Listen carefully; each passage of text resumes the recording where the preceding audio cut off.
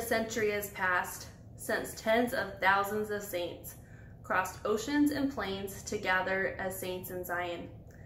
They pulled hand carts, walked thousands of miles, and lost many of those lost loved ones along the way. The pioneers of the early church left us with a legacy of faith, sacrifice, and perseverance. Today we aren't asked to endure the same hardships as the pioneers of the early church, but we get to remember those people every July 24th. A pioneer is considered one who goes before. Each day we get to create our own pioneer story for those that come after us and choose the legacy that we want to leave behind. I hope that on this Pioneer Day that we take the opportunity to learn about the pioneers and the sacrifices and their stories that they have to tell. You could do this by watching a movie like 17 Miracles, Ephraim's Rescue, or Legacy.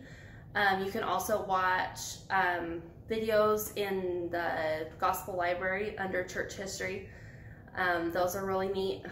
You could have some fun with it. You could make homemade butter. You could have gunny sack races or flour sack races, whichever you can get your hands on. You could have a family stick pull. You can make whirligigs with your kids. I don't know if you guys have ever seen that before.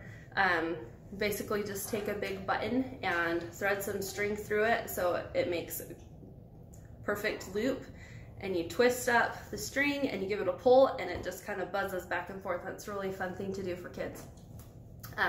You could sing songs. You could read stories by candlelight. You can invite others over and have a family home evening with others, or just celebrate on your own. But we just encourage you that that this July that you think about the pioneers that came before and learn about them and learn about the stories that they have to tell, because that is our history. Whether we had saints that crossed the plains or crossed the oceans, that history is ours too.